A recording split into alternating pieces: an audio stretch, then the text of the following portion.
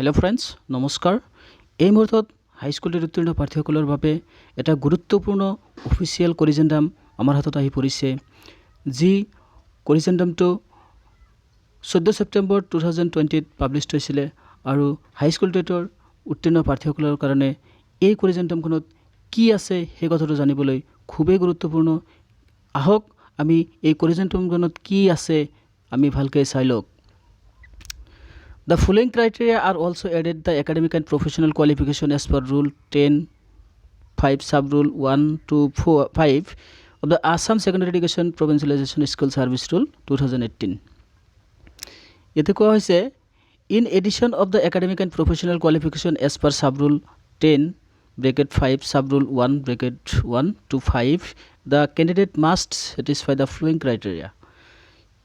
Number 1 in case of Assamese medium school the candidate must have passed SSLC or equivalent examination with Assamese language as one of the subject or having diploma in Assamese language issued by Assam Sahitya Sabha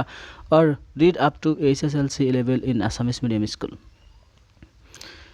2 নম্বৰত কি কোৱা হৈছে যে in case of Bengali medium school the candidate must have passed SSLC or equivalent examination with Bengali language in one of the subject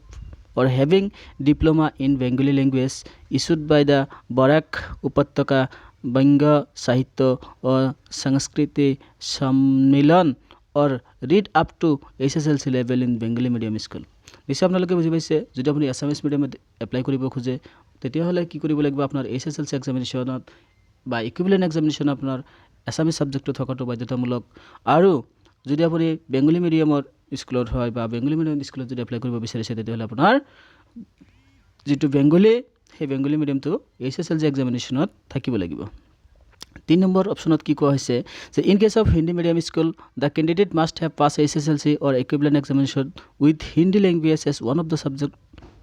or read up to SSLC examination in Hindi medium school আৰু এতে কি কোৱা হৈছে যে যদি আপোনাৰ হিন্দি মিডিয়ামৰ স্কুলত apply কৰিব বিচাৰিছে তেতিয়াহ'লে আপুনি SSLC এক্সামিনেশ্যন বা ইকুইভেলেন্ট এক্সামিনেশ্যন আপোনাৰ এটা সাবজেক্ট হিন্দি থাকিব লাগিব নহলে আপুনি হিন্দি মিডিয়াম স্কুলত পৰা SSLC এক্সাম উত্তীৰ্ণ হ'ব লাগিব In case of Bodo medium school the candidate must have passed SSLC examination of Bodo language as one of the subject read up to SSLC examination of Bodo medium school 5 number 2 কি কোৱা হৈছে যে in case of English medium school the candidate must have passed SSLC or equivalent examination with alternative English as one of the subject read from class 11 onwards in English medium school provided the requirement of the teachers of teaching MIL subject and candidate who passed SSLC examination with particular subject shall be considered গতিকে আপোনালোকে বুজি পাইছে যদি Assamese মিডিয়ামত apply কৰিব বিচাৰে তেতিয়াহ'লে আপোনাৰ SSLC এক্সামত এছামিজ থাকিব লাগিব বেংগলী মিডিয়ামত থাকিলে বেংগলী থাকিব লাগিব হিন্দী মিডিয়ামত থাকিলে হিন্দী থাকিব লাগিব মানে SSLC এক্সামিনেশ্যনত আপোনাৰ যেটো ল্যাঙ্গুৱেজ আছে সেই ল্যাঙ্গুৱেজটোৰ ওপৰত বেছ কৰিহে আপুনি হেইটো সাবজেক্টৰ ওপৰত কি কৰিব পাৰিব বা হেইটো মিডিয়াম স্কুলত আপুনি এপ্লাই কৰিব পাৰিব সেকেন্ডটো কি কোৱা হৈছে যে academic and professional qualification as per rule 3 bracket as per rule 10 bracket 3 of the Assam Secondary Education Provincialization School Service Rule 2018 the teachers engaged on the contextual basis in a provincialized higher secondary high school under the scheme strengthening of secondary education shall be given preference for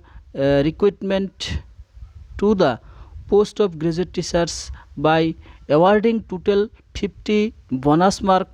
for their service as contextual teachers that is 25 marks for 1 year and another 25 marks for